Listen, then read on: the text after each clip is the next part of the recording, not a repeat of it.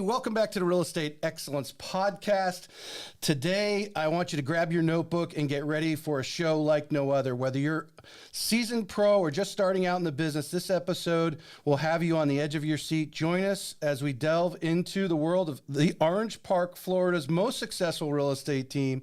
They've shattered records in units and volume in 2022 with no exception, but that's not all. These hometown ladies are also active on social media and reveal their secrets to staying on top of mind in their community. Recently, they made a big move to Keller Williams Atlantic Partners, so we're going to learn about that. We'll be getting the details, so sit tight as we welcome the incredible Jordan Féria and magnificent Lindsay Osteen to the show. This is one episode you won't want to miss. Welcome, ladies. Thank you so much. Thanks for having I us. pronounced it correctly, right? Yes. That's Féria okay. Yep. I remember you told me the last time, and I've been playing that in my mind. Is that right? Yes. So, that is probably, I can't even tell you how many times I get Féria. Oh my gosh, all the time. Yeah. I'm really interested in, and I'm sure others are interested in, and we talked about it pre-show, your move to Keller Williams. So we're going to, dwell on that throughout the show, because as I see a lot of young agents, and even our more seasoned agents like a Christina Welch or Sarah Rocco's really only been in the business 6 or 7 years herself and has that team. But I know the Welch team really well and watched how she's grown.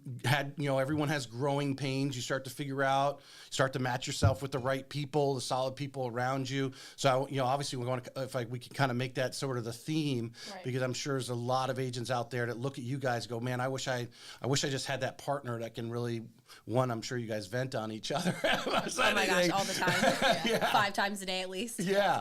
But really, and motivate each other as well. Give yourself a little kick in the butt when the other one's down, that type of thing, or pull them up. So, I'm great at that.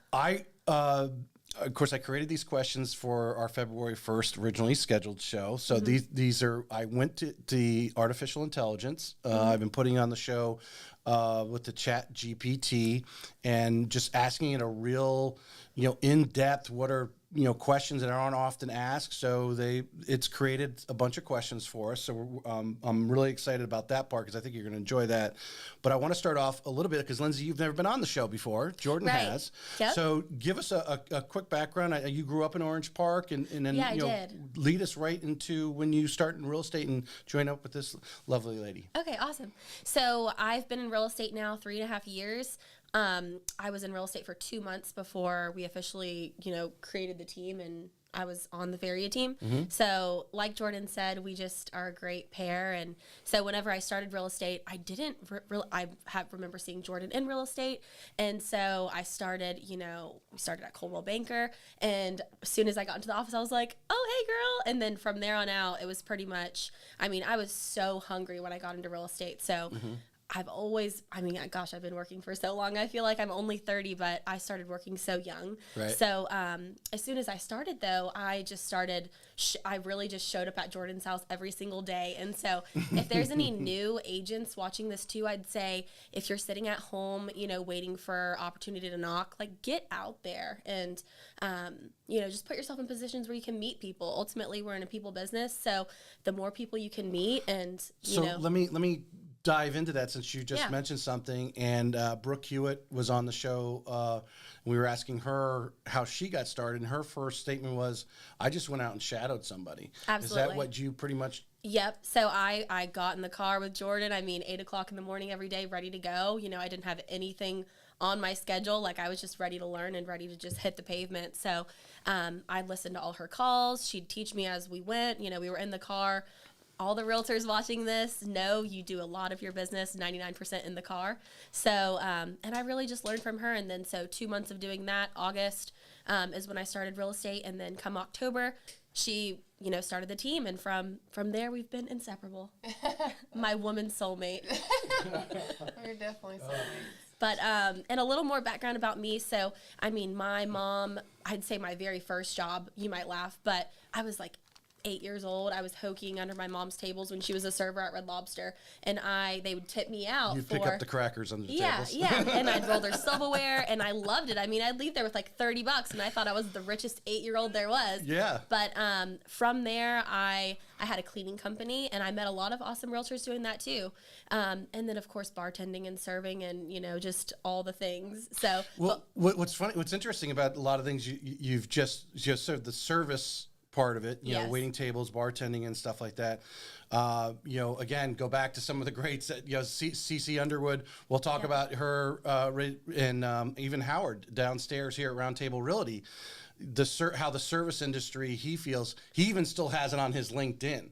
Because when I was going, I had him on the show. Now he's been in real estate for years. I said, why do you still have that in there? Because he wants to remember that service industry ideology mindset. Right. Yeah. Yeah, oh yeah. And I mean, I think it would be so beneficial if everybody could be a server once in their life, even if it's just for a couple weeks, so you can understand what those people go through, and how to better serve people and understand people. I mean, I swear when I was bartending, it was more like a therapist than even serving drinks, full-time therapist, part-time bartender, because, but it really helped us transition, I think, into real estate because of how much we learned and talking to people. So you're roughly in your mid-20s. I'm 30. Well, no, I mean at the time when you start real estate. Yeah. Oh, yes, yes, For years, yes. yeah. What was your first, I mean, what was it? Did you know somebody already, or were you just seeing Jordan out there? Yeah, totally. So I'd always have a love for, serving people is ultimately my passion and helping other people. And then I just loved everything about real estate. Yeah. And I saw Jordan killing it. And, I was like, I feel like it's time for me to get into this. I just know I would be good at it because of, ultimately, I just love people. We're in a people business. We both love people. I think I might have asked you this in the last show last year when I had John Jordan. I mean, did you come and talk to Jordan before you even got started? No, I didn't. I got my license, and then it was like that first day, like touring around the office, and I was like, Jordan, what's up? And then from there on out, she had just had her youngest son, Lincoln. And so that was another thing, too. It was like, she's killing it. And then she also has a baby. So I feel like that's something else, too. I really look up to her for that because she has small kids. And real estate is tough on its own. But then you throw small children in the mix, and it makes it even harder.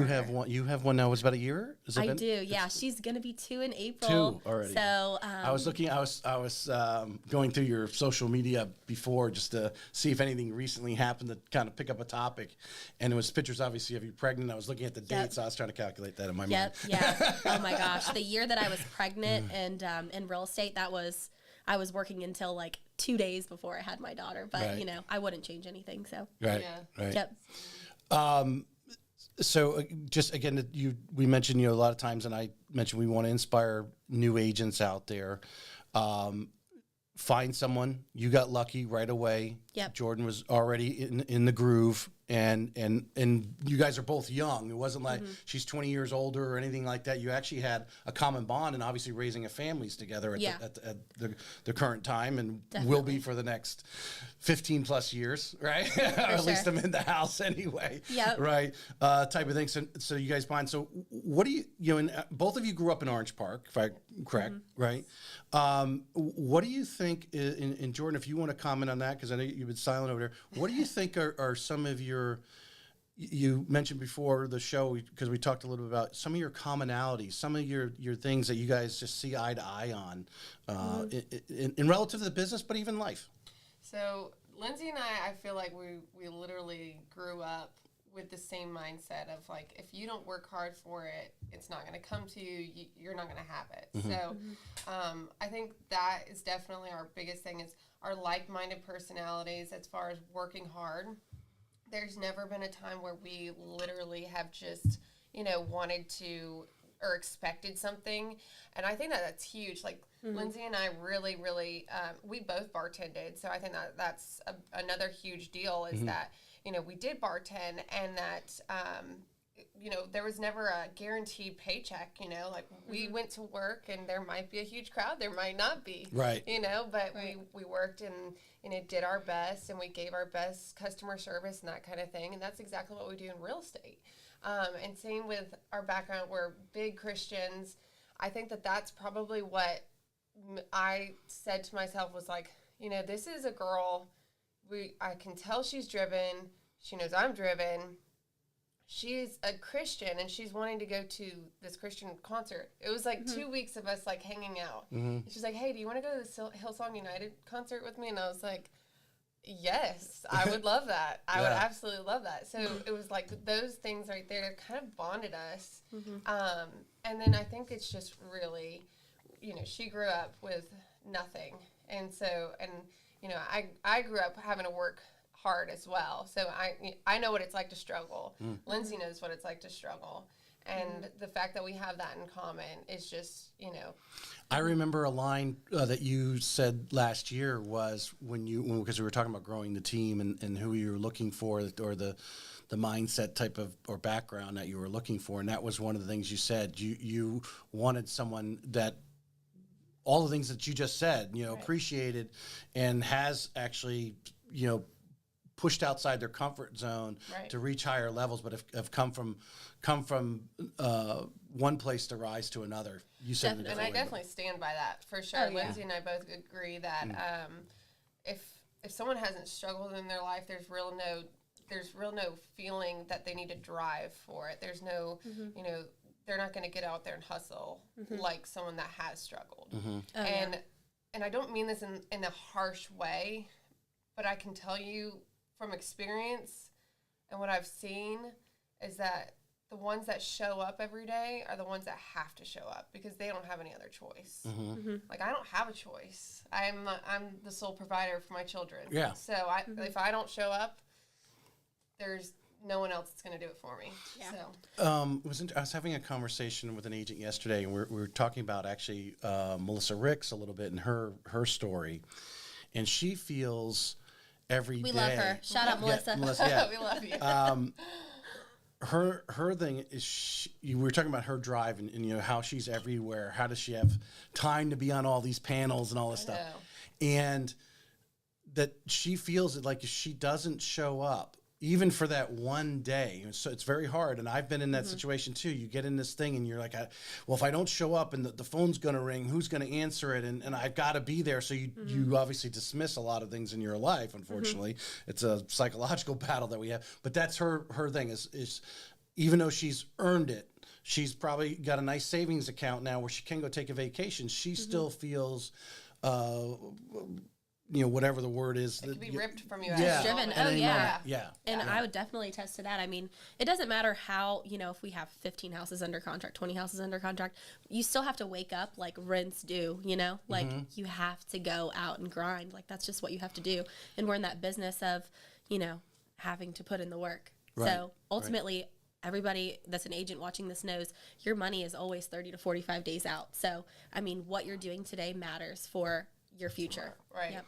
And one of the things I really feel like I should mention this because newer agents need to hear this. If you're scared of getting on social media and you're afraid of what people are going to think of you and you're just, you know, you don't want to come off salesy and things like that just because you're trying to present something, that is the only way that you can do this business is getting in people's faces on social media, on video and things like that, and they're not paying your bills, so stop worrying about them, you know.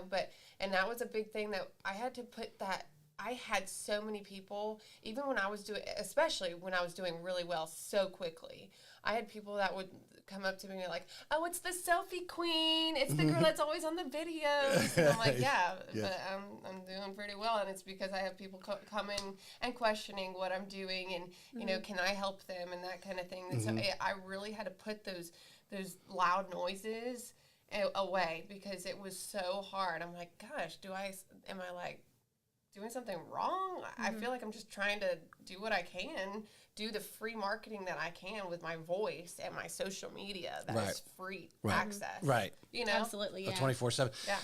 Yeah. I told you I'm going to have Heather Monahan on, and you guys don't know her background. Obviously, I've read rereading her second book. I've read we'll listen to both of her books. I don't have time. I got to get them while I'm going back and forth to work. But anyway, the point there, what you're saying in social media, and Marky Lemons, who we had on at the RE Bar Camp and so forth, because I can imagine some of them in the office, don't think that obviously that's confidence. I mean, that's the bottom line. I mean, Streamline Media does that. They do work for real estate agents. They said they have to fire clients because they're not sending them the content for them to edit it and make it look good, right? Right. And I would only imagine in their mind those people will go, oh, you're the selfie girl and all that sort of thing. Oh, well, Jordan's so pretty, she can do that. But it really isn't that. People just want to hear your voice is actually the biggest, psychological turn. You may be able to get someone to stop, but you can create things to get someone to stop when they're scrolling through the reels or whatever. Right. Totally. Or the people that love and your friends don't care what you look like. Right. Well, I was saying this at Rebar Camp when I was teaching one of the classes is your hardest critic is going to be your friends and family. So why not just go ahead and continue to show up and keep doing it, because they're going to be the biggest critics no matter what. So if you continue to show them that you are showing up and you're going to continue to show them that this thing is happening, they're going to listen and start noticing and start paying attention and taking you serious. And another thing is you'll start taking yourself more serious. The more confidence you build up in yourself, the more you put yourself out there, the more confidence you're going to have and the more success you're going to have. I can attest to I'm an old man, so I went to my 30th college reunion back in the fall, right? So, and I have guys that I don't see but every 5 years. So we do every 5 years of the reunion. They're watching me on the podcast. They're seeing my social media campaign. They're like, oh, here's the podcast star and all this stuff, because they're seeing me constantly. I refuse to listen to anyone else. You have to take your mindset. If you're, I'm assuming like you got the social media bug because you were listening to other greats that have done it, and are doing it, and you said, I'm going to follow them. And I think one thing Heather Monahan talks about in her book, and I hope everyone gets it, is don't get advice for someone that's not been where you want to be. Absolutely. Right. Yeah. Oh yeah. I totally agree with that. If you have somebody that you want to be like, then, model that person. And if there's anybody that's watching this that's a new agent and, wants any tips or just to talk to us, like, our phones are always open. We'll never hold back, which I think whenever we get asked to talk somewhere, we always typically say yes, because we're like, we were new and we wanted to learn, and, we were thankful for anyone that poured into us. We'll pour into you. Right. Absolutely. And I think it's, that's how everybody should be. Mm-hmm. But, that kind of leads us into why we went to Keller, to be honest with you. Yeah, go ahead.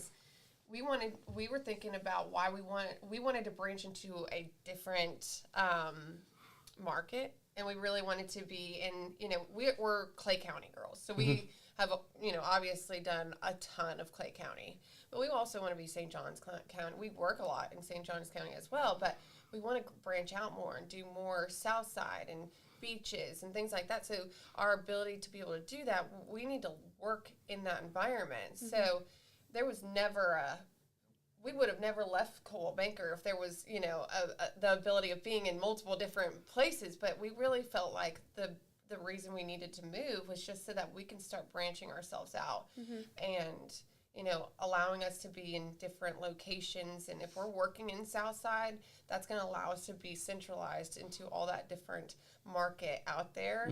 And also to be out there, we have, CC Underwood, and we have Sarah Rocco, and we have some greats that are what we can look up to and start learning about. And, the Welsh team, there's some teams that, we have so much to learn from.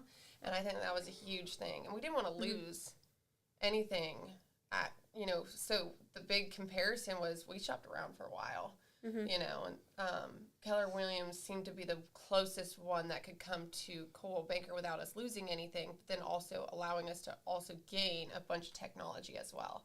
So that was cool. Definitely. I posed the question, and we went to her first. What are some of the commonalities that you guys have that you think that you bond around? Is there anything different than what she said? Well, of course, they're going to be similar, Tracy. But I would say, definitely. I mean, we went to that Hillsong concert together, and ultimately, I had been praying for a change. And so I feel like God really put her into my life. I just kept praying, God, just put whoever you want in my life to be in front of me. And it just worked out perfectly. So, but I mean, we both love fitness. Has there been times you've questioned that? What do you mean? Putting her in front of you. No, never. Never. No, she's an awesome part of my life. I mean, she's my best friend, but also, business partner. So, yeah. But No, I am on the same wavelength that you are as far as, he puts us down certain paths. And then, of course, the question is, okay, you put this path in front of me. I took this door. Was I supposed to open that door, or was it the Right. other door? And no, then, I don't regret opening that door at all. Yeah. But other things, though, I mean, yeah, we both love fitness. Like Jordan, did CrossFit. I'm just in the regular gym, but also I do F45, which I love. So I think, too, like when you're, our job can be very stressful at times. I think everybody can attest to that. So having some type of outlet, whether you're, reading or you go for hikes or you work out, like whatever the case, but working out for us is definitely something that we bond with, too. Well, you've obviously, become great friends as well. How, and I know there's one of these questions in here, but I'm just going to pull it out here. When you have those times of stress, Right. Something's not going right with the kids. I don't know, maybe someone who you thought you were going to get the listing from went with someone else, the different things that throw us the curveballs, the negativity and type Right. of things. How do you guys reach out and pull the other one up? If you could tell maybe a little story, maybe a day Jordan had a bad day and and you reached out and how you felt when she reached out and picked Definitely. you up. Yeah. Oh, gosh. Well, I feel like there's that happen sometimes you're often? just. I mean, yeah, of course. There's Yeah. always things that are going to happen in this business, but we're so good at, I feel like, bringing each other up. So, like, if she's having, we all have sad days. Yeah. It's like if you're having a sad day, like, let's do this. Like, let's go do this, and she does the same thing for me. And then there's the other days it's like, bring the bottle of wine over, Yeah, right. Yes, definitely. And of course, we have our ups and downs in real estate, so it's not, that's typical real estate world. There's a couple weeks ago, Lindsay called me and she was crying and upset. She's like, sometimes it just feels like no one recognizes what we actually do on a day in and day out basis. Like we're putting in all of our effort and all of our time, and we put out money before ever getting paid for months, and then for us to just kind of, if that deal just falls apart, or they say, hey, I don't want to sell a house, or I don't want to buy this house, or whatever, and it's a couple days before closing, or if it's, you've put all this time and effort into it, and it just goes away. Yeah. That can suck. Yeah. I mean, that's just going to suck to anyone. But it's so nice to be able for her to call me or I to call her, and to be able to, she understands because we're in it together, and I can just vent to her and she can vent to me, and we can we can lean on each other. So it's great to have that, and I think that that's so important. Whether you're on a team or not, you need to have someone that you can call. Absolutely, yeah. Well, I think the uniqueness of the relationship is it's not one-sided. Right. Lindsay has a bad day, Jordan has a bad day. You're picking each other up, and that you're not scoring, or keeping score, right? Right. Where if you had that friend who wasn't that close of a friend that you're venting on, or outside the industry who was like, okay, whatever, Jordan had a bad day, she'll Right. go sell another house tomorrow. They don't understand, all the things that you just went into. Right. One of my biggest reels recently on YouTube was Tammy Baronowski. She literally made a similar statement that you're talking about the expense, but it's not just even the expense. You're putting your heart and soul, mind into like, I need to sell this house. What do I need to do it? Am I marketing it right? You're always, you're questioning yourself on that. And that there's a little bit of stress in that. And then when it fails, you're like, what did I do wrong? And we have to keep smiling. Yeah. Because we can't show our emotions on that. Little do they know is that sometimes they don't realize, buyers might not realize that this is the only way we get paid. We don't get hourly, we don't get salary, we don't get bonuses, we don't get any of those things. And I think that that's so big for people to start understanding, is because, I'm not saying that I'm in this position, but what if I was counting on that paycheck? And Right. nobody ever should do that, because you never count your money before it's there. But, what if I was, and that was supposed to pay for my kids doing something, and then it's taken away, Right. and you still have to fake that smile. And you still have to be a great human being, like, hey, it's okay. I understand. Call me when you're ready. Yeah. and smile. And hopefully they do come back, and typically they do. But, you know. Yeah. I play that Rocky video where he's standing on the street talking to his son about how life, you know, if you've seen it, you know, will beat you down to your knees, but you got to keep getting up. Yep. We have to play that video to ourselves when we get turned down. Yeah. Where, yes, the average person doesn't fully understand. If they're not self-employed, they really don't understand. And we don't blame them for that. No, yeah. They just don't know what they don't know, Right. and everything that entails and the fact your mind's in it. All right, let's jump into some of these good questions here. We already talked about how you guys work together, so I'm going to jump down here. How do you and your partner handle difficult clients and situations in the buying and selling process? Are you guys tag teaming a little bit? I know like a lot of the husband and wife teams, they'll go to listing appointments together and stuff like that. How do you guys handle it So in the beginning, like when I was a new agent, she came to all my listing appointments with me. I went to all of hers with her, shadowing her. I mean, that's the way that you're going to get that knowledge in the business, is if you have somebody to shadow. But at this point, no. Whenever we have our own deals, you know. So Jordan has her own listings. She goes to them. Of course, I'll tag along sometimes, but I have my own deals. So we don't really go to them together. But I mean, for people who we have, you know, friends, we have a lot of common friends. So then whenever we do, of course, we're going to go, like, we just want to see them together. So then we'll go together. Right. We usually, the time we'll tag team one is when we have like a close mutual friend that's wanting to use both of us, kind of thing. So we'll do that. Or if she's not as busy and I'm busier and I can't take one on, and I'll just say, hey, will you take this one on, and we can kind of tag team it together. But we always work each other's open houses. We try to do that as much as possible, just because you know, open houses are when you approach a listing or even a buyer.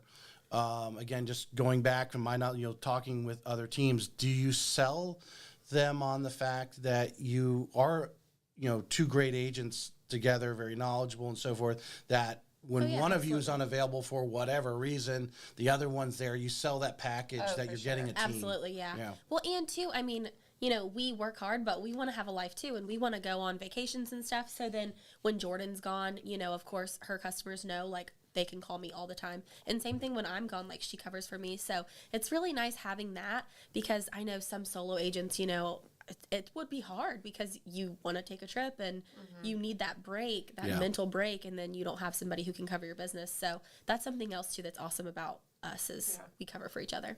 Well, Jordan, now that you've trained her up and she's up to a level, I mean, your confidence in her, like I said, you've gone on some vacations in the last year, and were you able to really shut off the phone for the most part and have her calls forwarded to her?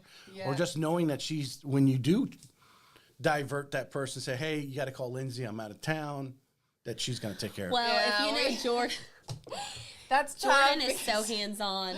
So I am, and I don't think it will ever be that. Lindsay is too. I am too. So, like, it's so hard for us to, like, give somebody else all of it, you know? Paige, our assistant, is, I mean, she should be here with us too, because she's like, she's the one that molds us all together. Yep. So she's like our real big one. When we're out of town, like, she's doing everything. So if there's anyone that I can, like, say that we kind of push off a little bit, it's going to be Paige on the back end. She'll do a lot of the emails and communication for that part. But we, for the most part, will never turn off our phones. We're really bad. I know some of you very long experienced realtors are like, don't do that. But we just haven't gotten to that point yet. We love our people. Yeah. You know? So. All right. Well, that's an interesting thing, because I think one of the things about people who want to grow teams is you got to start to let some of that control go away. Right. What are you working on? I mean, what's the vision of this? Now you're over at Keller Williams. Are we going to be back in this kind of recruiting again? Or are we just holding with the two of you for a little bit? So it's a great question. Everybody keeps asking. We're not opposed to adding to the team. We just want to make sure it's a right fit. And, you know, finding a very like-minded person is very hard. So if that person came in front of us right now, we would say, hey, jump aboard. But are we looking for one right now? Not really. I think what we're just really focusing on, we do so much events for our you know, clientele and for things during the year, like our happy hours, our Christmas event. We do huge things throughout the year. So we just kind of like, if it's just us, it's just us. Yep. But I mean, we've talked about partnership. We've talked about, expanding the team. I think Lindsay and I have both agreed, like, we'll both work together forever. Like, there's no... Yeah, we'll always work together. Things just might change, as Are far as like... Are we going to tweak this name a little bit? Are we going to put an O team in there? Possibly. The F and Maybe O one team? day. I don't know. No, we have a lot of, big things in store for this year and personal goals and things that we're, encouraging each other to do. But I think what Jordan said, ultimately, if we add someone onto the team who's not willing to work as hard as us, then at that point, it's just not a good fit. So if you're not willing to do open houses every weekend, like new agents watching this, or even agents who have been in the business, like you have to humble yourself in this job. And if you're not willing to do open houses, you're not doing them ever, like you're doing yourself a disservice. Because when I first started, that was literally how, like Jordan said, your friends and your family are going to be the skeptics in the beginning. So you have to prove to them by working with other people, and those people are going to be people that you probably don't know. And so doing those open houses, though, when I first started, I did 3-4 open houses every single weekend, like hitting the pavement. And now, we're still doing them, Yeah. So just because we're, at a little higher level now, we're not going to say, hey, we're not going to do these. We're too good for these. Like, no, we're still going to do them and still meet those people and those new customers and everything. Yeah. You made me, while both of you were talking there, the agents that I've had on, again, the Christina Welch, Luke Newcomer, and Sadie went through my mind. Christina and I talked in depth because I know I followed her team from the beginning. I've known her that long, and the struggles of retention. Oh, yeah. And recruiting and so forth. And obviously, if you haven't sat down with her yet, and I'm sure you've talked to her, but that was, to me, when I really dug into her from the outside, I said to her, hey, I've seen people come and go. Some are still in the business. Some I don't, gone off to builders or whatever. But now I've noticed in the last, 3 or 4 years, she's starting to retain those teams now because she's hiring the right person. Right. She's a little more fine-tuned into who she's bringing into the den. Absolutely. And I will say, like, on a 5-year, goal scale for us, I think we would love to have a bigger team so that we could really just be able to manage that team and grow that team together, and that we wouldn't have to be in the field every day, as much as we are.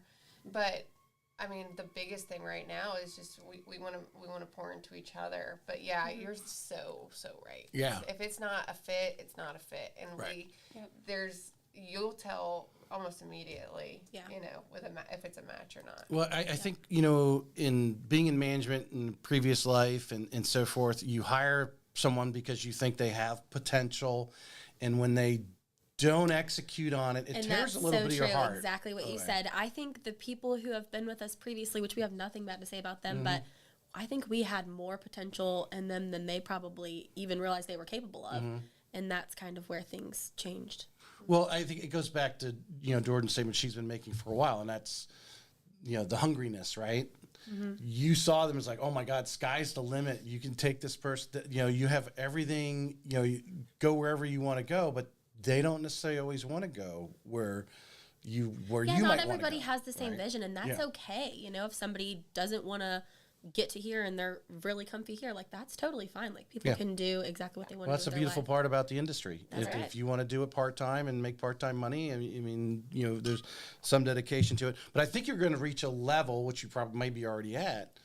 I know like Shonda Caponero, who went solo for so many years, she told me she was like referring her business elsewhere. And then finally, when the two ladies that joined her came to her, and she's like, okay, let's do it. And it was kind of, you're really, okay, all right, let's start hanging out. And they got the bond. So now she's obviously keeping more of that business in-house. And I think that's what's going to happen to you guys. You're going to grow to a point where you can't handle it all, just not enough time in the day. Right. Yeah.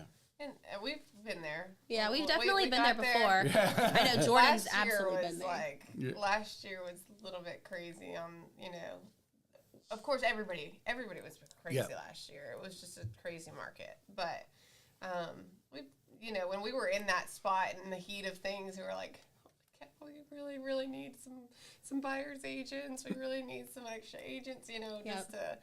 But we were like, we need to stick it out. So we made it through. We worked all the deals ourselves. So I am I'm a little biased. I like the way, although Melissa did promote one of her ladies to a buyer's agent. I think I haven't talked to her in detail. I just what I've seen on social media. But for the longest time, Melissa was the face, and then she had the support staff, and I'm almost that way. Even in the loan side, you know, there's that person's that front person, that person's doing the social media, person's shaking hands, creating the relationships, you know, knows the business, talks the business, does the listing appointment, but then after that, you've got that staff that can really just take it and run with that back office stuff. Yeah, I'm more biased that way because I think you can start. Yeah, oh hey, let's have a new loan officer, or let's have a buyer's agent, but they don't have. Your admin is everything. If you don't have a good admin staff, then there's no way you can run a business. Like, our assistant saves us. I mean, especially those times when you get so busy or constantly in the car, like, you have to have somebody that's sending out, you know, documents for you and doing these things for you online, or else you're not going to get everything done in the day. So Paige really does save us. I mean, we're so thankful for her. I think probably if we were going to add to the team, we might even add somebody similar to her first before adding even another agent. Well, you guys have become, lack of a better word, thoroughbreds in your, you know, what you're doing. You're good at what you're doing. You're popular. You're getting the listings. You're getting the, you know, the buyers and so forth. You're generating the business. You need someone on the back end to you know, continue doing that and giving you more time to continue doing what you're really good at. Right. We brought up assistants. So, all right, this is a common thing. Again, I was chatting with an agent just yesterday. We were chatting just about this. Did you have an assistant when Lindsay joined you at that time? I had a TC. I didn't have a full-time. That was dedicated to you, or you were sharing? I had dedicated to me. Dedicated. So, yeah, I had a TC when I first started, and then when Lindsay joined the team, it was like, hey, if you want to use her, but I really was very adamant about her learning the system too, and that kind of became a rule on our team was you had to do so many transactions before you could use the TC because I wanted them to know what's that supposed to do, what you're supposed to do, that timeline, all those details, the nitty gritty, and making sure you're paying attention to fine details and things like that. Right. So, and I want both of your opinions on this because this is a challenge of every agent, and I've repeated Luke and Sadie on this newcomer. They felt their regret was they didn't hire that first assistant a year earlier. Right. When do you feel is the right time? Oh my gosh, I wish Kim Knapp told me this, and I was like, okay, I understand, but I didn't understand. She said, you need to hire an admin before you hire a teammate. And I'm like, okay, I have a TC. No, you need an admin, like a full-time admin. And I'm like, okay, well, I can't do that right now. So I'm going to add my teammate first, and then we'll add an admin later.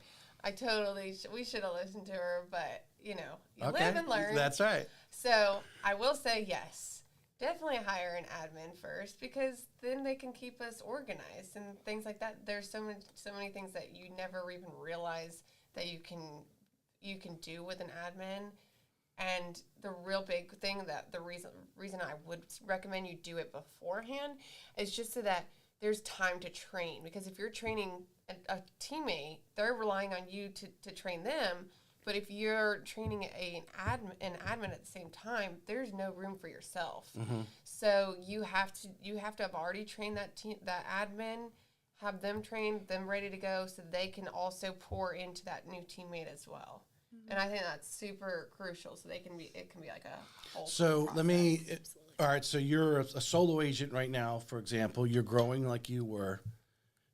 Your recommendation, because obviously from Kidnap and your hands-on experience, is don't go and looking for someone to partner up with as another real estate agent, but actually hire that admin that can take that hourly load off of you. Right. Yes, yeah. I do. I definitely agree with that. Lindsay, in your experience, what do you? I mean, I'm assuming you agree, obviously, a lot with what are said. Would you add anything? Because that it is a common, just that it's that leap of faith, right? You're going to hire somebody and put them on a salary, and Absolutely. like the question, well, what if I don't sell a house next month? How I'm going to Right. do it? So you need to be in the right. I mean, position. that's a hard part of the business that, Jordan has been like, wow, sometimes, I mean, real estate is in waves, so you have to be confident that you can pay that person the same thing every single month. But I think too, like just having some faith and like knowing like, hey, I'm going to get there. I'm going to grow my business there. Like if somebody's on the verge of wanting to hire that person, and I would say just do it, because then you're going to fill that space. You're going to grow. That person's going to help you grow. So, Jordan probably would have had the admin before me, but I just came into her life before. That's true too. So, Fill up your hands. yeah. What do you feel about because there are some transaction coordinators? I'm sure there's there's some transaction coordinators out there that are working by the deal, so or sharing an admin with someone else who may not be that super producer yet, but they're kind of there, and the two of you together obviously you can give a full day's work to an admin. Oh, yeah. What do you feel about that?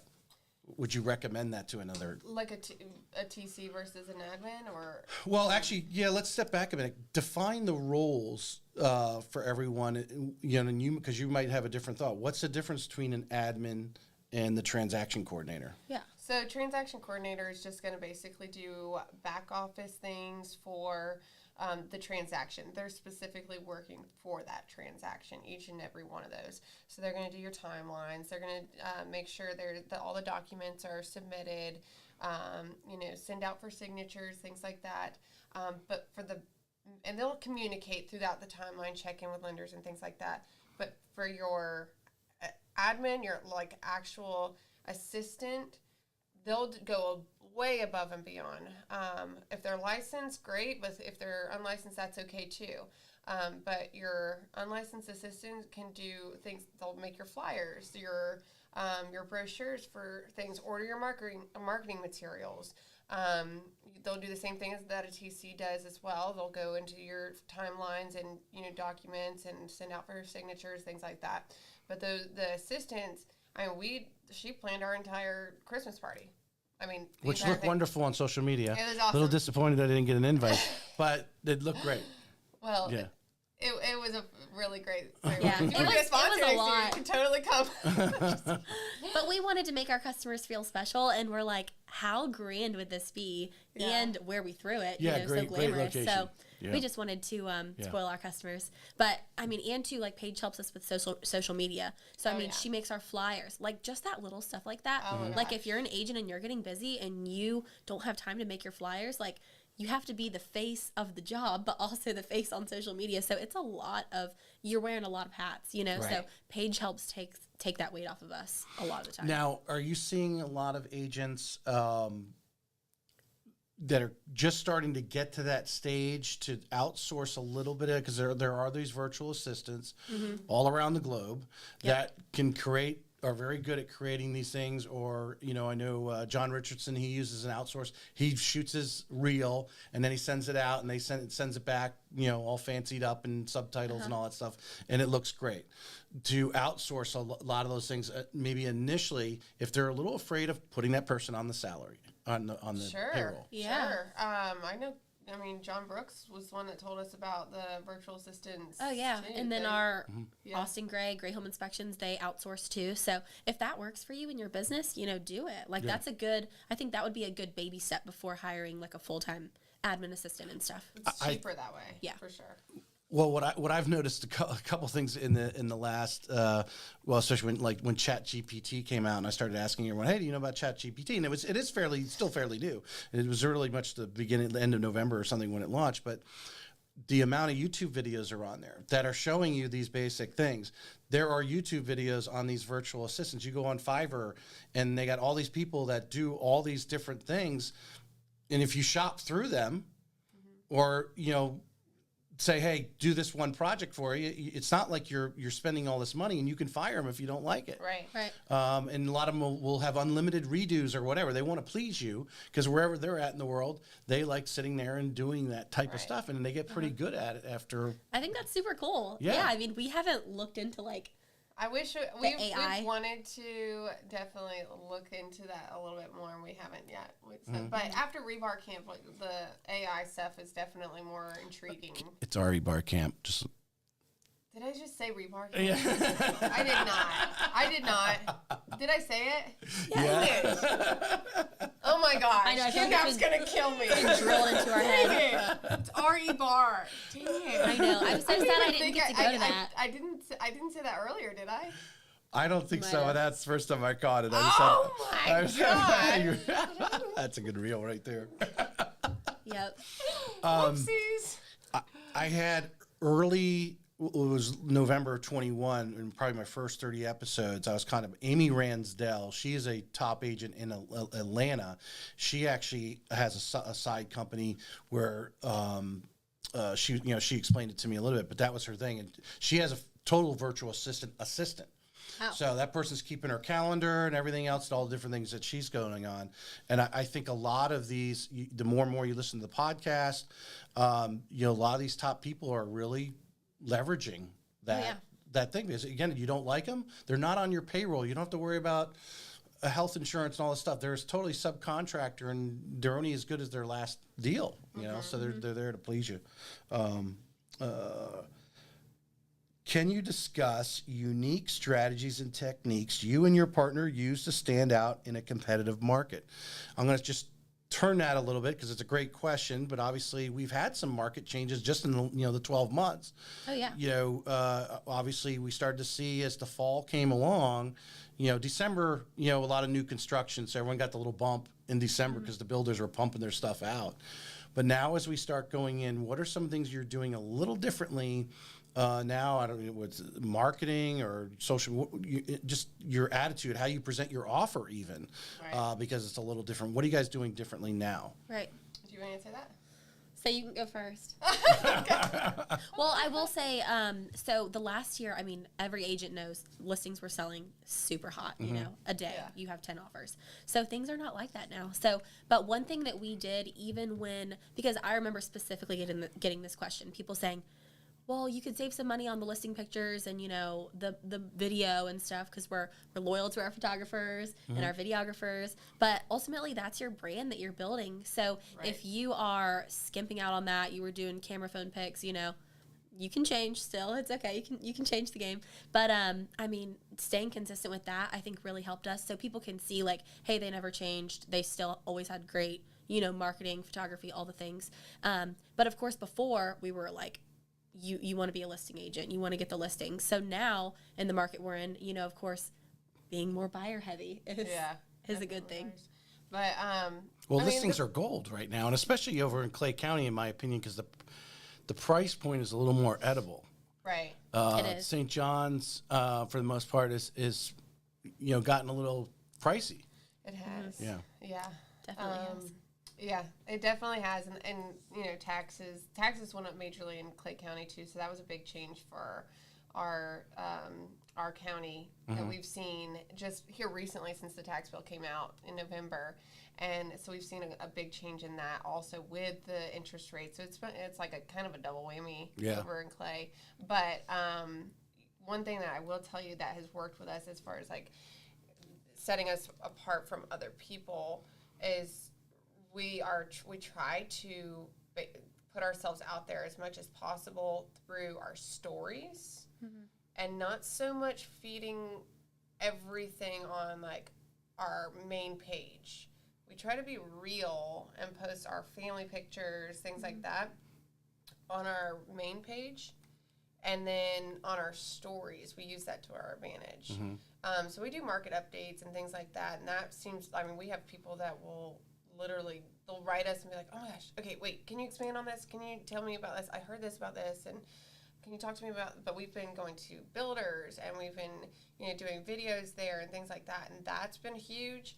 But, realistically, like, in the difference between us and another person listing-wise, we're doing the extras from the get-go. Like, we're always going to do a video. We're always going to do the top of the 9 pictures, and if there needs to be staging, we're going to do it.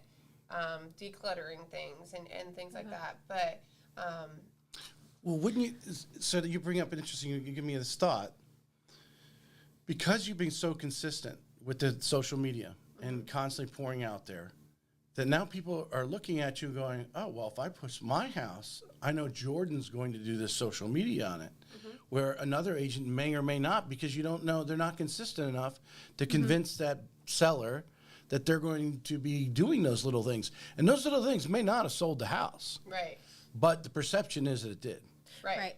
Yeah. And that's a big thing too. So I mean, like, we have, I mean, this goes down to just being in service, you know? Like, I remember this one time Jordan called me. It was 10 o'clock at night, and it was her listing, and she, you know, went to go check on it. They had just moved everything out, and they left so much stuff. I mean, she called me. She's like, Lindsay, please come now. Like, save me. And so we were cleaning this person's house until, like, midnight, bringing trash to the curb. But sometimes that's just what you have to do. And Because you had an open house the next day? No, or the was house closing? was closing the Oh, it next was day. closing. Oh, Yeah, so I mean, there was man. like silverware in the drawers, like a couch, like the whole garage was filled. But it was like, that's kind of the things that you have to do, and just that mentality that you have to have. It's just to go do it, you know, just get after it. I bought my house in 2009. It was a foreclosure. The lady next door, she had gotten divorced, and she ended up meeting someone else, and she was moving him. She left from dresses, everything in the house, and the furniture and everything. Unfortunately, a lot of that stuff gets thrown away. Right. Where if you knew about it, you know, the service from the bank, obviously before closing on it, had to go in there and they just, you know, they hire them and they come and clean it out. But they could have gone in there and sold. There was a lot of quality stuff in there that she just walked away from it. Right. It blows your mind. No, Yeah. I mean, still though, always for our listings, like we go early if we need to help clean their house. One of my very first listings, she remembers. I was there helping them clean for like 3 hours before pictures. But you know, Plants. oh in the yeah, yard. planting plants. We're so big about landscaping, just making everything look great. But going that extra mile, I feel like, is something that we've always done. We still do. You know, we're not going to let like some clothes be on the bed and the bed be unmade in our listing pictures. Like, we're just not I going to can't do even it. tell you. Let me tell you something though. One big pet peeve that I have with being a listing agent is making someone's bed. Why? Why am I having to make your bed? You are a grown adult. Why am I making your bed? Right. Like I'm just literally like, ugh. Right. All right, here we go. We're doing this. Yeah. But now you know. Now you know what a hotel maid. maid has to go through. It's just so frustrating. So frustrating. But Yeah. we do it. We get in the nitty gritty on so many of them. You know, although you would probably hold off on the video until that house was sold and gone, but I remember there's this realtor. She's in Canada. She's on Instagram. Kate, I can't remember her last name. She might be go by Kate the realtor or something like that. But she was showing herself going over to someone's house without her makeup on, just in her jeans and a t-shirt to clean it. Because it was an older couple, and they knew they couldn't get the house together themselves, and did that. And you have That's the kind circumstances of- like that too, you know, Yeah. elderly people or just people who can't do things themselves. So of course we're going I've to help mowed them. Yeah. so many yards. Oh, I mean, yeah. When I was pregnant with Lincoln, I think it went viral because I took a video of me. I was pregnant, like very pregnant, like Right. 8 months pregnant. And I was mowing the yard because my customers lived out of town, and the lawn company stopped showing up. And I'm like, I gotta sell this house, Right. You know. So Right. I'm over here mowing the yard and weed whacking, and I'm like getting through the trenches. Should have and put like, Jordan and your phone number across your belly. yeah. or Yeah, right. People are like, what are you doing, girl? I'm like, well, you gotta do what you gotta do. You gotta do what you gotta do. Yep. Exactly. Yeah, I think that's one of those things. Unlike the expenditures and things like that you were talking about earlier, they don't understand. Yeah, there's sometimes you go in there and, you know, whether you're making a bed or cleaning a toilet or whatever, to present that house to whoever's coming in that day. Right. Which brings up a point. I don't know if you do it, but I heard someone talking about it. Even as a buyer's agent, if you're meeting your buyers at the house to show up early. Right. Right. Go walk through the house. Make sure, you know, maybe the listing agent, you know, it's no one's been in the house all night long. The listing agent hasn't been there for a couple of days, but you're going to walk in there. You don't know what you're going to walk upon if you're Right. walking in with the buyer at that time. Right. Yeah. Right. That's definitely true. And we need to get back in the habit of it. We kind of slacked off on. we would print out, the listing details and the documents with us and take them to our listing or our showings.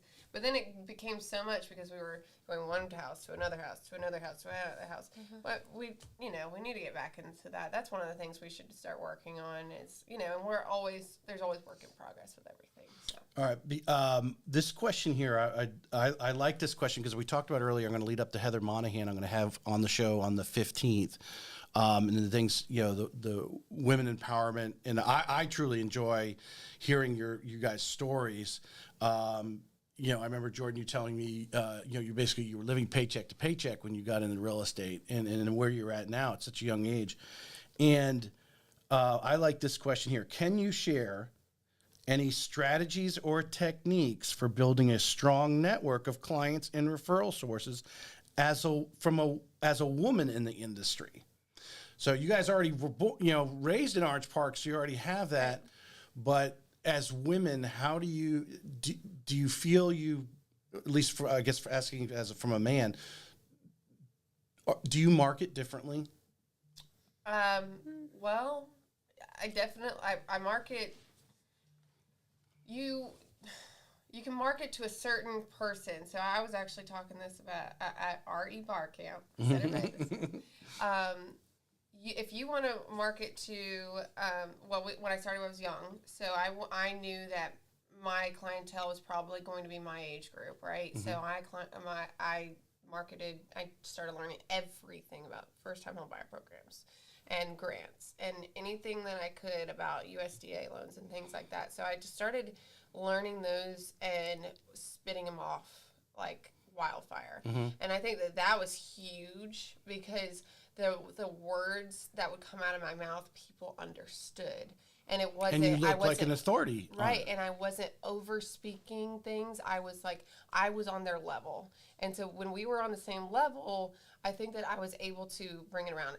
As far as like a woman being different, I don't know if I can change, if I could differentiate me from a man doing the same thing. But what I can tell you is I would start going to different events that I probably wouldn't have gone before. Like that baby shower that you might not have planned to go to, I was going to show up to that one. Mm-hmm. And then, there was moms groups. I was big in moms groups at first. There's a thing that's actually national. It's called MOPS, Mothers of Preschoolers. Mm-hmm. I joined that, and I would, kind of socialize with them as much as possible because the more you have socializing, the more friends you have, the more people you can talk to about real estate, and that obviously grows your business. So that's kind of the only thing I can say as far as being a woman being different in that way. But we'd take our cute selfies and things like that. Well, Lindsay, your daughter, right? Daughter's almost 2. Cora. She has 3 sons that are a little old. So you're seeing what she's going through with the baseball, Little League, all those types of things. Oh my gosh, it's nonstop. Yeah. And I know Melissa Ricks touched on that too. Yeah. But she's just always, it's like, you're going all day long, but then you still have baseball and these sports at 6 or 7 at night. So, constantly busy. So, Cora recently started gymnastics. So, I do that once a week with her. Mm-hmm. We're like a mom and talk class. But, I'm sure we'll get there where we're just doing like a lot more sports like that. But it's definitely she's all the time. Jordan, have you, I imagine you're leveraging that. The moms. That's what I'm talking. You joined the moms group, but now your boys are playing sports. You're starting to get involved in that. Yeah. How, for someone out there who it may just not click yet, mm-hmm. and maybe you evolved, maybe you were shy at first, I don't know, you can tell us, we're hesitant, but when you start going in, your son's in the Little League or you're in the gymnastics class, right. You want all the other moms that are in that group to know what you do. Yeah. How did you do that? I would wear shirts that said, like, I'm a realtor and things like that. Like, right. silly ones. Or, like, funny shirts and stuff. Yeah. But you really are just meeting people everywhere you go. Like, mm-hmm. always be, like, walk into a room with a smile. Like, you're more approachable when you're smiling. Mm-hmm. But, I've met customers in just the craziest places. She has a natural. You smile all the time. But it's so funny because I'm such a hugger and Jordan's not. So then it's like I walk in a room and like I hug and she's like, God, you're so awkward now. I gotta hug him too. I swear, it's like Funniest thing. I'll be. There's a difference. I found one difference sure, between the two of you now. I'm sure I'm going to go in for a handshake, and I'm like, what are you doing to me? God, I'm getting a hug. Okay, So here funny. we go. We're coming in for it. We're going in for it. All right. I love it. But Yeah. we're different in that way, but still. Yeah. But I would say, you meet people everywhere you go. I've gotten so many customers Texas from Roadhouse. Texas Roadhouse, my server, that's just the service in me, though. Like, I'm a really good tipper because I know what they go Right. through, Yeah, 100%. and the mean people they have to deal with. So I always tip good and I always leave my card. Like, I always do that. And I've gotten customers that way. Even if they don't want to buy, they might know somebody and then they refer you. And in the gym sauna, I got a customer from the gym sauna. I ended up selling their friend a house and their other friend a house, and they referred me to people. So just putting yourself Gym membership's out good there. for a few years. Oh, yeah. Yeah. Well, I told you that Yeah, before. yeah. My Blackfin it's been, yeah.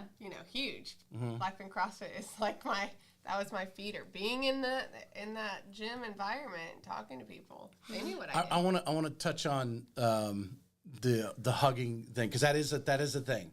There's people that are huggers and there are people that aren't. I'm a hugger. She's definitely a hugger. She's making me a hugger. Obviously, my male brothers are not always the most kosher in doing it with someone they're not married with, or dating or whatever. I do the side thing typically. We'll do the shoulder hug this way if we're doing that, versus the front to front type thing. Right. How, as a woman, do you? Like you say, there's guys you don't know come walking up to you, or you may know them a little bit, but you're not this way. Yeah. Jordan, how do you kind of subtly say, I'm just going to handshake with you? Oh, she's done it before because I just, people know me. They know I am how I am. So, I'm just a hugger. If you're serious, then I'm still hugging you. I think that Used one of to it. the most awkward times. I know which one it was.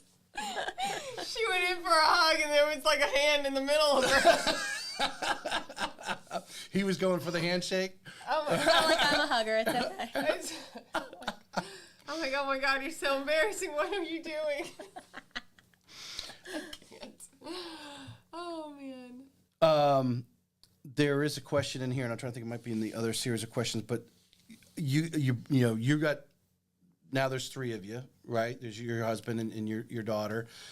You got your sons and your man friend there on social media I've seen for the last year. How do you guys, and does it help too? I'm going to throw in there because we're talking about the team, to have the team, but to separate that time, to know that, hey, I need time, I need maybe some alone time. Even some of the greats like, Billy Wagner, who I had on the show, he likes, in the morning when he walks the dog, and he says 30 minutes he'll listen to a podcast or something, but there's 30 minutes where he don't listen to anything and lets his mind, catch up. Huge on timeline. Like, Yeah. I love that. I love he's talked about that a couple different times, but I love how he sets his time, his hours. Yeah. All throughout the day. And He then lasered his end of face so he doesn't day. have to shave. Oh, that's Yeah, nice. he said that when he was on the show. Everyone's my like, God, so what? funny. He has the end of the day where he just spends it just with his kids, and they do I think one night is one of their child's nights, and then they'll do I think that's so. He has I actually a took family that one. meeting. He has a family meeting where he actually has, one of them is actually the chairman of the board, and he actually So does it cute. at Robert's Hills. Yeah, Yeah. the I whole I love family. that. I take yeah. so many notes from him on that. Actually, Yeah. I love that. Yep. I love that. He's very I scheduled think and we did do you like that. did you get his book? Have you read his book? No. Oh, I got one copy left. Oh, yay. We'll Yes. share it. Yes. Thank I wanna you. read it Yes. for sure. I love that. And that particular book talks exactly about those things that we're talking I about. Yeah. love that. Yeah. That's But I think awesome. that is so important, like what you're saying, because real estate can just take up your day, so much of your day, early in the morning, late at night. Your customers want to talk to you, and it's understandable, but you have to have that time that's your Or own you're working time. on the marketing, or you're thinking about all these different things. What do Yeah. I need to do to sell that house? Right. Yep. So for us, we take it in the morning, because for us, before, of course, 8 o'clock, before that, it's easier to be away from your phone. And then also we do sometimes we'll do spa days on Sundays, because it's a Sunday, those are days that it's easy to get away from our phone. We can have some time together and just relax. So But that's you important. wouldn't believe how many times people don't understand that. So Yep. sometimes we kind of make up, we have an appointment, and we'll set off a time, and we're at an appointment, but realistically we just need to go to lunch with our spouse, and we just need a minute because we either had a bad day, or there's too much going on, we haven't had a minute with them, but we're humans too. When did you come, because did you start that way in your business? No. Or as you grew you had to learn, like, hey, I'm scheduling an appointment, whether you might be doing your nails at 3:00 in the afternoon because that's the only time you can get in, and someone calls and they're like, hey, I want to go look at this house. Well, okay, I'll be available about 4:30. You know who taught me that is Eden Jordan. So she would tell me over and over since I started in the business. I think I mentioned that she's my real estate mama. So when I started, I was like hammering like every single day. And I would, very rarely take a minute off. If there was a phone call that's coming up, I'm going to answer it, even if there is a kid screaming in the background. And that wasn't always the greatest situation because then I'd get mad at my kids. And so she told me, she's like, you know what? You've got to learn how to just put it down and say, no, I'm not doing it for a minute. It's okay. Yeah. I'll call you back in 5, or I'll be available in 30 minutes. And I'm like, well, they won't understand, but they don't understand, I don't need to be working with them. Okay, you know what? That's right. Yeah. Okay. So Eden was the one that really defined that, but I didn't really put that into play until last year. When I got so burnt out, and I don't know if you could probably go back into my Facebook and probably pinpoint exactly when I got burnt out, because I was going hard, and then all of a sudden I stopped sharing things on Facebook, and I just kind of just went a little bit quiet, and people were like, what's going on? I got a little bit burnt out, and I was like, I need some time to myself. Yeah. So I started taking a little bit more time to myself, and I'm still working. Trust me, that is not a choice. I have to do it. So, but I've started learning that I need to start loving on myself, because I'm not going to be able to last if I don't, put in myself. Absolutely. Does it come to a point where? I totally admire you. Trust me, I see your social media. I know what you guys are doing. I can see your numbers. Where now you've reached a point, it's like, okay, the market's up and down a little bit, which, maybe I didn't get so many sales last month, but you're confident now that you're good at what you do, that you are going to be the 1% in the area, no matter how many homes are sold, because you've reached that level, notoriety, your experience, number of customers that you've got, your reputation, the brand that you mentioned earlier, which I'm glad you mentioned the whole open house thing, because that's a question I always ask. Do the open houses because that's your brand. Do the pictures because that's your brand. Oh, yeah. Type of thing. But do you feel now you can start taking that time, because you're at a level and you start to look back at the last year and go, yeah, look what I've done. Look what I did in the previous year. I can do that, and I can take an hour here and an hour here and start time blocking and telling someone, no, I'm actually, I'm not going to be available from 3 on because you promised your kid you're going to a ball game or whatever, but I have an appointment that's going to take me in the evening, but I can get to you tomorrow morning. Yes. And I think that's so important what you said, because we actually put it on our list for this year of goals that we have, is to take more trips with our family. For me, I want to take at least 8 weekend vacations with my family, and Jordan has the same. I mean, she does have a boyfriend, and they love spending time together, so that's important, taking that time. You can't pour from an empty cup, so you have to fill yourself back up. And so, we are planning a trip for us together, which will be that was really hard for us. Because it's going to have to be a cruise where you can't have a cell phone, though. Oh, and my Paige is gosh. going to have to answer all the phones. Well, we'll have Paige, you're working. Don't take off in July. But, it's hard for us to take trips together because, of course, we cover for each other. But we're going to get to that point, where we can take more trips together. And ultimately, we're trying to build more generational wealth for our kids, and that's a huge thing that we're doing right now is buying investment properties and stuff. So trying to supplement that income where you can go away and you don't have to worry about, you don't have to stress so much. You don't have to stress so much. That money's coming in because you have rentals and you have investments and stuff. So that's something that we're super passionate about now too, with the changing market, is how many more opportunities are going to be available for people who want to invest, and helping people with their first investments and stuff. That's so satisfying for us. Like, we love helping people with that. I'm glad you brought that up, because some of the really good videos you did last year were because you've done some flips. Yes. How many have you done now? And so flip wise, like actual buy and sell them, I did 2 back to back. And then we bought 3 investment properties that we did, renovations to, like quick, just as fast as you might flip it. But we ended up putting a renter in it. Yep. Lindsay bought 3 last year, and she did renovations on all 3 of them as well. Tell, and each of you probably have a little different because you're different families. You're talking about building the wealth and doing this. Now, as a real estate agent, you have a few of these under your belt, and flipping a house is not easy. Yes.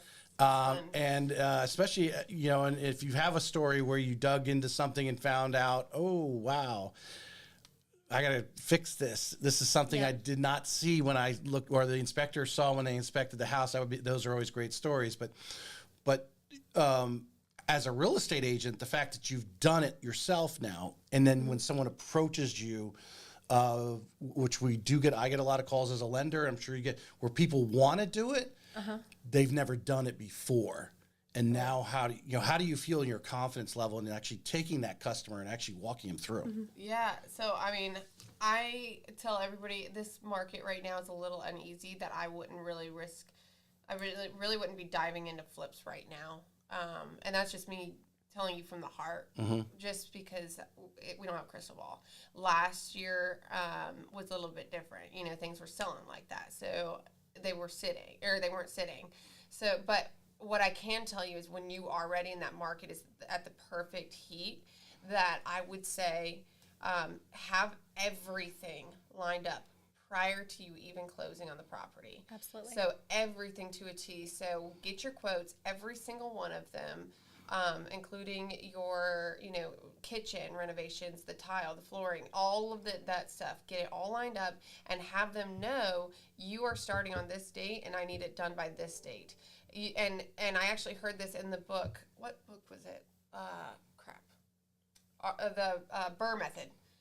If you tell them that you need a specific date and they're like, oh, I don't know if I can do it, tell them you'll give them a bonus.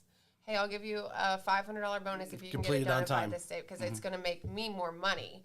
So, or you can do a $1,000 bonus, whatever it is, but set your expectations up front to have everybody in line and get in there the first day. Like literally you close at 9 o'clock in the morning, get them in there by noon that day. Right. Have them working. Cause that's what I did. And I had my people that I already trusted, that I've worked with in the past on other small projects, have that group ready to go so that they can dive right in.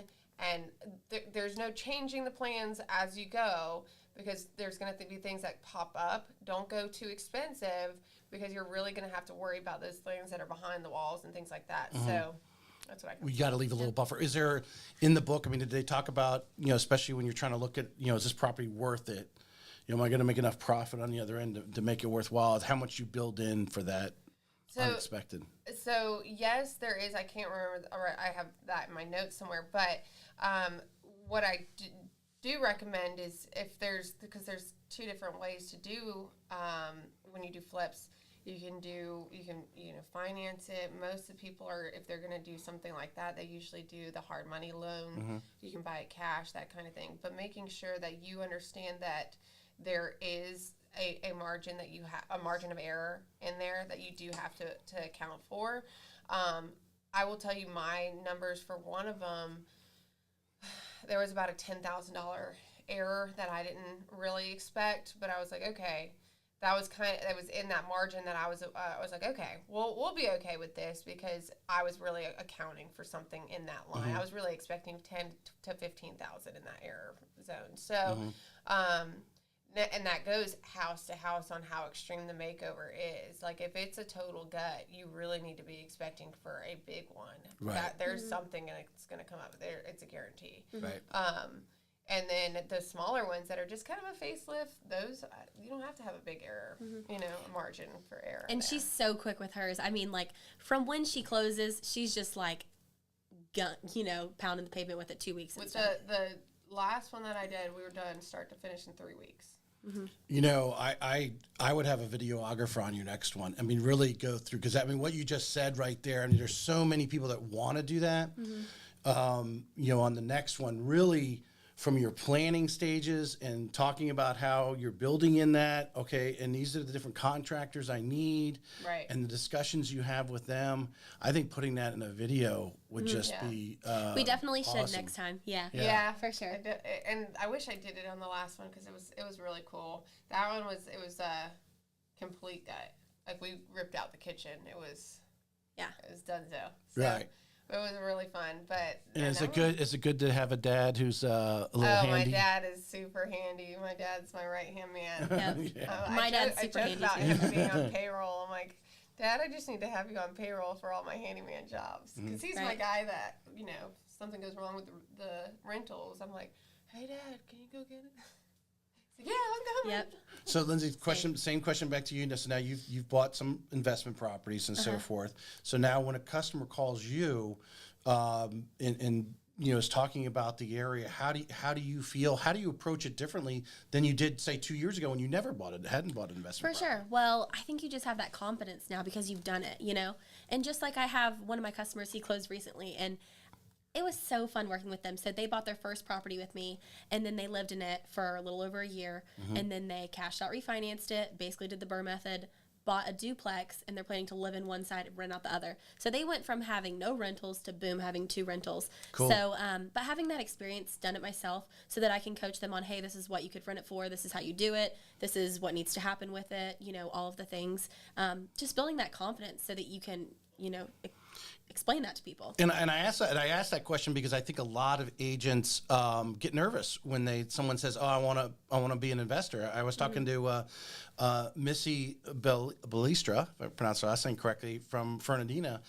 And she was talking about like this one, nobody wanted to talk to this guy. And then it turned out he wanted to buy multiple investment properties and so forth. And you've got to have that confidence to have that conversation. And obviously you guys gain that confidence through actual hands-on getting involved. Now, when you guys are breaking down, because rent is on high demand here in the area. So if you want to invest, it's a rental property right now is what you really want to find. How do you break that down for the customer that it's worthwhile? What are the calculations? I know there's different Bigger Pockets talks about one. Everyone's got their little calculator to determine whether or not that's a worthwhile investment rental. Well, there's actually a website that you can use, RentZ, and that kind of plugs RentZ? in. Yes, and that's a website you can actually plug in those numbers, and it'll run that calculation for you. But also, it really depends on if they're going to have a mortgage or not. That's a big deal. Yeah. And if there's a mortgage, there's just there's a lot that goes into that. Yeah, it has to be worth it for that specific person. If their main goal is to buy and hold, and they're really, you could barely make anything on the monthly, but in 10, 20 years, you're going to have, somebody's paying off your mortgage for you, Right. and you're building that wealth for, for your family, for your kids, which is ultimately for us. We want to leave that stuff for our kids, and put them in a good spot, when they're 18 years old, or we have a rental, hey, this could be their first place, and they don't have to worry about the cost of life in 18 years, gosh, it could be really, really expensive then. But that's too one of the things that, Chris and I just bought one like right before the end of the year. And that's one of the things that we were thinking is like, for my kids, I really want to have something that we could use that, as an income for them for college and things like that we can put. So I want to have one for Lucas, one for Logan, one for Lincoln, that we can kind of like attack as those will be what they get their income from when they're in college, and they can kind of. And now we like hold each other to it. So I'm like, all right, that's your I house. want to get 3 more rentals this year. We need to get 3 more rentals this year. Right. I had the same mindset before we had kids, was to have a house for each one, knowing that yes, over the 18 years of someone paying down that mortgage, and then the equity obviously in it, the house would be pretty well on its way to being paid off. And if you are thinking like, hey, do I do the Florida plan, or do I, the different, 529s, I think it was, right? Yep. The different ones out there, that real estate is going to continue to appreciate you know, and more, some years better than others, obviously. Might take a step back before it take 2 steps forward.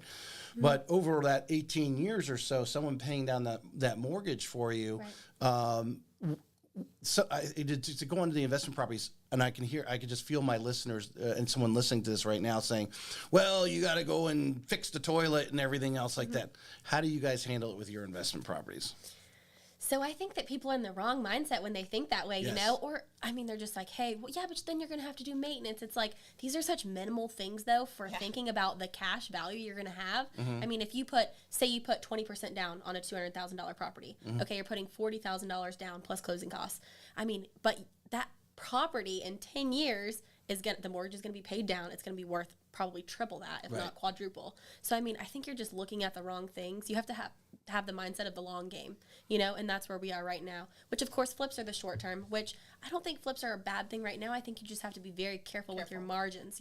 So like when we were, you know, we knew, hey, this is going to sell for this for sure. I mean, I would say you want to, and Kyle Paskowicz said this to us. He's like, as long as I know that I'm the lowest price home on the market compared to comps, then I know it's going to sell.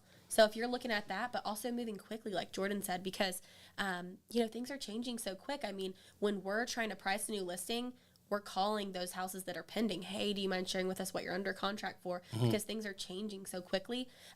So if you're on a renovation project for 3 months, you don't know what the comps are going to look like in 3 months. Well, especially right now, the way the economy is working, So working as quickly as you can so that you can still have those same comps as when you're done and you can list it. That's why I really want to see. I want to see that video. I want to see you turn one in 30, 45 days.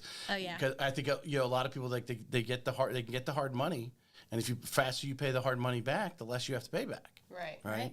Yeah. And you drag it out there again. You don't know what's smart. What are you guys seeing in? I know you're expanding everywhere, but obviously you're most of your business, especially last year, as far as the home prices. You know, say the last 90 days versus the last 180 days. Are you seeing it settling out, or you know, or is there certain price points that are a little hotter over on the other side of the river? What's going on? Well, definitely, I've seen them definitely stabilize for sure. They've come down some as well, but there's, you know, houses are sitting on the market longer. But then we also have sellers that are getting impatient quicker. It's on there a week and they're already panicking, right? What happens when you have someone that's getting impatient, they want to do a price reduction. So then that's when we could start to see it kind of going down a little bit more. But as far as like what's still selling really quickly, it's always going to be the lower market. We'll always say that. So it's always going to be anything under 300,000. It's going to be flying off the shelf. Right.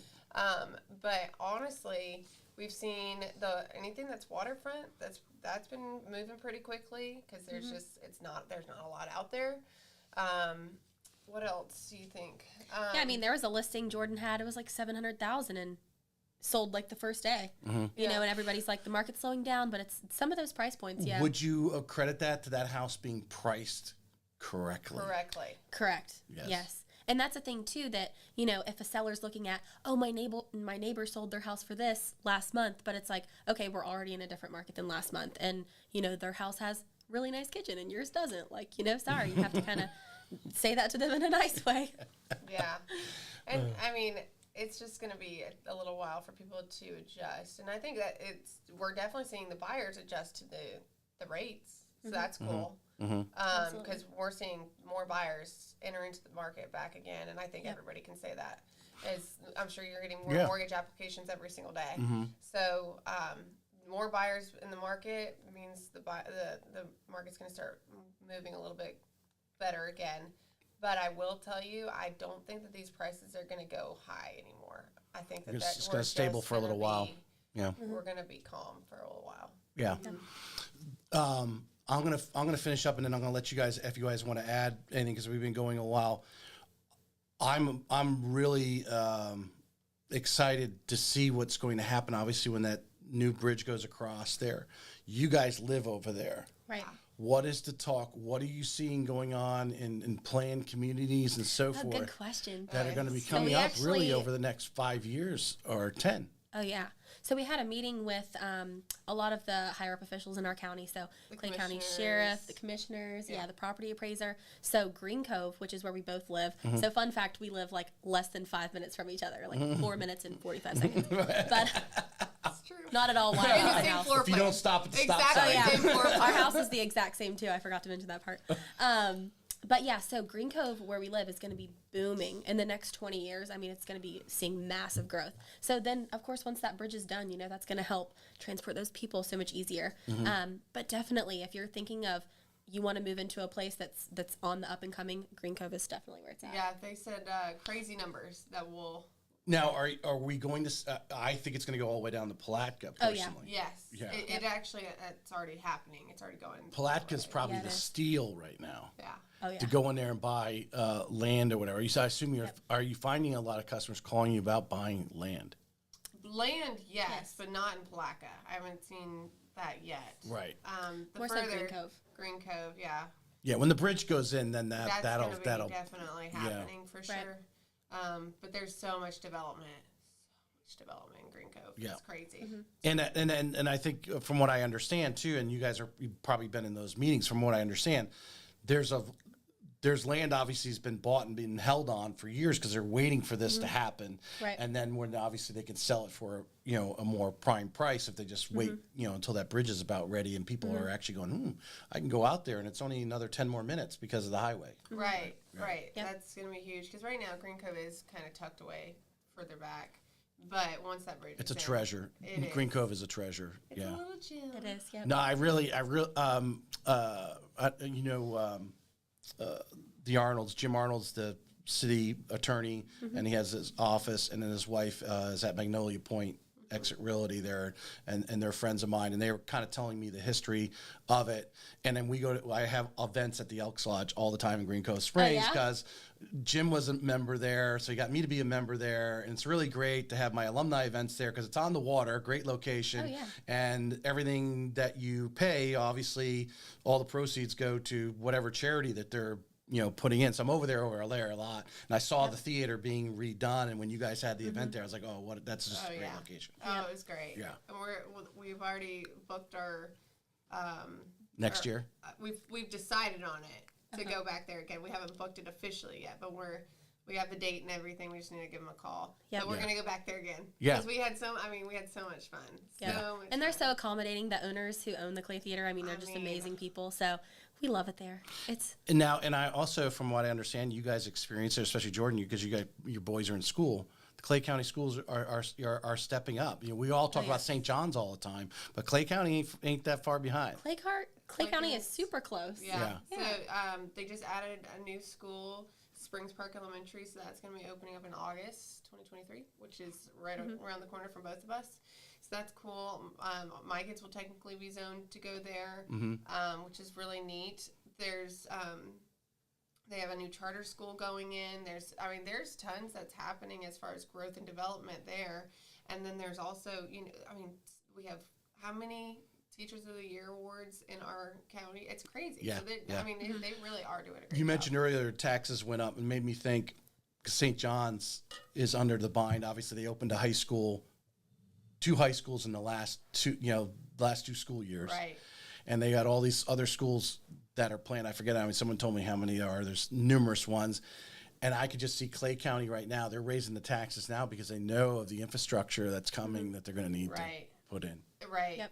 and there's quite a bit, and if you look at all the planned developments that are already happening on the map, there's, you can go to the property appraiser's office and look for that, and it's available there, but it's really, really cool how much they're putting new roadways in, they're widening roads. Russell Road will be a 4-lane road. It's crazy how much is going on. And I think that there's so much to be excited for. I think that's going to be our honeypot for the next 20 years. Oh, yeah. And so we're just going to keep working it as much as possible there. Even from the new construction going in, but all those clients. To me, the best deal I know in St. Johns County. Obviously, I've had a home there for 14 years. What I can get for an existing home square footage wise versus the new construction going on, and it's just gonna it's what the clients you guys have already developed, and they're buying new homes. And as we know, I think when the interest rates were really low, we had a lot of community hoppers. They're like, "Oh, money's really cheap. Let's go over here and there." And Right. Now that's kind of slowed down a little bit. Yeah. There was the saying of money's free. Just go do this thing. Yeah. Go over and live by there. Oh, I want to move to Nocatee. I'm going to move over here because I'm going to live by my sister or brother or whatever it was. Yeah. We've been going on here for quite a while. Do you guys have anything you want to add on, about anything? I mean, is there a question? I obviously didn't get to anywhere near all the questions because we had such a great discussion, but anything you guys want to say? Anything specifically you want to say? That I did not ask. Maybe something I didn't. You didn't. I'm shocked that you didn't ask us if we missed school banker. I'm shocked that you didn't ask us. Well, But I do. all right, I missed them. I want to tell the world how much I missed. Well, I'll pose it in this. I'll pose it in this way. Because the last couple months there has been a lot of hopping. Yeah. Some people who I thought were really like entrenched, good real estate teams jumping to other brokers. There's come a point when that brokerage, the value kind of just starts to plateau, right? You're there and everything's great and you're getting a lot of value out of it, but then it starts to plateau and then you start looking. Is that? Well, it was some of that, and like we mentioned before, we just really wanted to branch out to different areas of town and that kind of thing. And we honestly, there was a lot of technology that we didn't even realize we weren't, looking into yet. That Keller Williams came to us about, that they were, that this is what we can offer you, and we're like, oh wow, that's really cool and shiny. So we're loving it at Keller Williams so much. But I will tell you, we were talking about this morning, that I love my people. It's like a family at Coldwell Banker. So as much as I miss them, it doesn't mean I can go directly back to them, but it means I love that. They have so many good agents there, yeah. And I mean, we had been with them for so long. It's our family. Yeah, I mean, we still love everyone there, So if they're having, but I mean, as agents, like, it's so important to like be together, and like Melissa Ricks is really good about that. Like always trying to do events and keep people together, broker opens, like being at those things, so that you can see people. So of course, like people from our old office, we're still going to come to your stuff. Like we still are together. How important is that? Because this is a common question I generally ask. I didn't ask today because we were talking about a lot of other things, but what is the level of importance in Jordan, I know you're very popular. You've been out for the years, the different awards and so forth. And obviously you were on the dueling panels last week and all that stuff, because you're recognized on the regional level here, at least, right? How important is it to come in the office, whether it's just the Caldwell office, but even reach out and get to know these other agents a little bit, and how that helps your business, whether it's getting ideas from them or them just being on the other side of the transaction and go, oh, that's one of Jordan's officers. I'm going to pull that one out. I'm going to, look at that one. Yeah.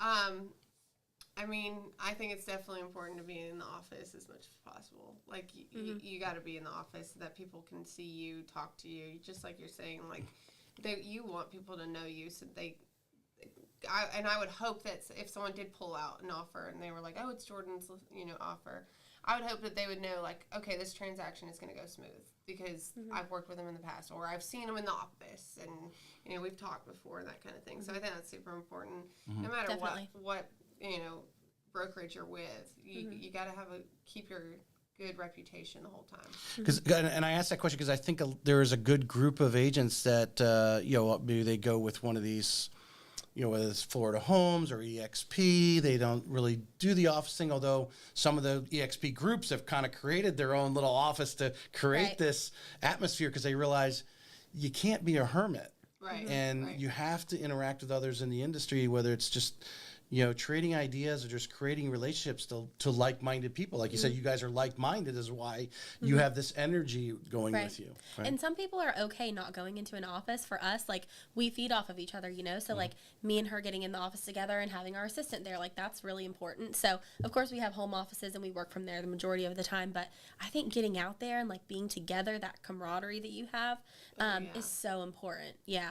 And that's also, too, where they define it as either an independent company or a dependent company, and I think that the dependent ones are the ones that grow more, because they're really able to just be able to lean on each other and come together more, and like the brokerages like Coldwell Banker Keller Williams, the bigger brokerages out there are the ones that are actually collaborating. They have the office spaces for their customer or for their agents, excuse me.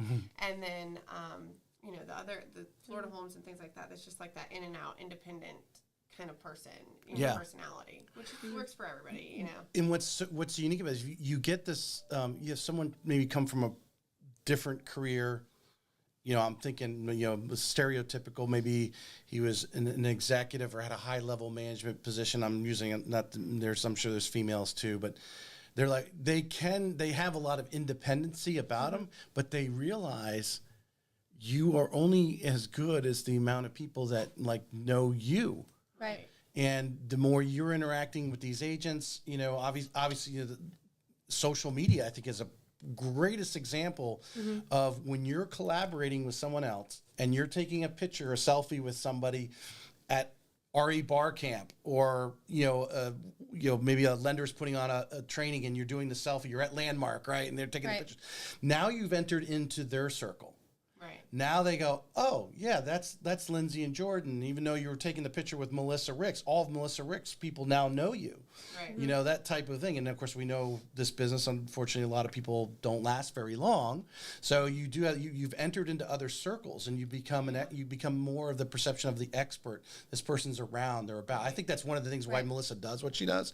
I've never asked her that point blank question, but I kind of understand who she's listening to, and she's everywhere because everyone sees her and respects her as an expert, even though her numbers back it up, as an expert in the area. Right. Yep. Yeah. Oh yeah, definitely being in those group settings and being around those other top agents and stuff, which, we've worked deals with, EXP agents, all the agents, but it's good to be around people. You have to be out there, and you're going to be learning from everyone as you go. So with things changing in the market, you want to hear their perspective and what they're doing differently, and always collaborating. I think that you're going to be the most successful when you're always learning. So Jordan agrees.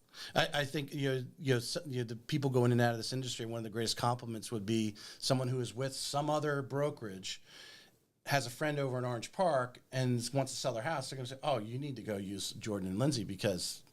Yeah, they own it. Referral is always the best compliment for sure. Because they know you because of the as in any other top agents in the same way. But you get by showing up, you are creating that perception. That's our whole business. Our whole business is referrals. So at this point, we love that. We love that people think of us and refer us to their friends and family. So thank you guys if you're watching this. Yeah. Anything else I didn't ask?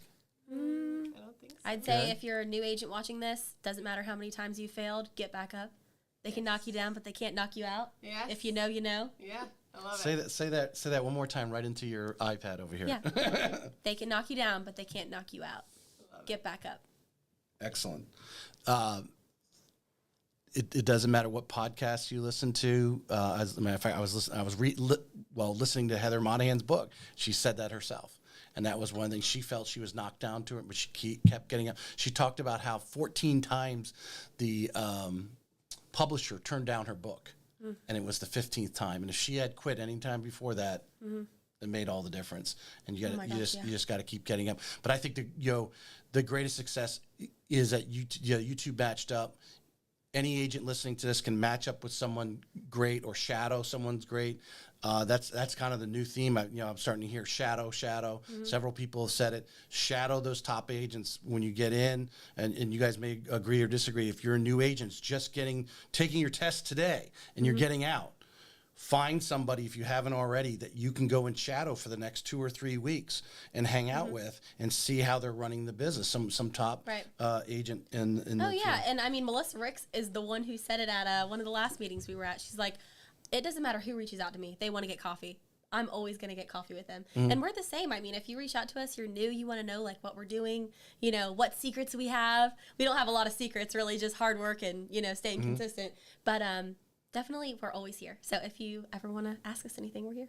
Appreciate it. Yeah. Ladies, thank you for coming on. Thank you. I think we got a lot of great content. Hopefully some people listen. We've definitely got a lot of great reels out here. We probably have 20 reels, if not more. Oh, yeah. Right up to the end, right up to Lindsay's statement there. All right, I'm going to chime out. So anyone listening, please check out the YouTube page. I've gone pretty extensive on that. on Instagram. You're going to see the ladies there. I am throwing there. I do have a TikTok page, actually. Doesn't get as much traction as YouTube, and Facebook Reels are really doing well for me. So you see a lot of it there. And I think it's because obviously we're doing a lot of, we're on Facebook Live right now as well as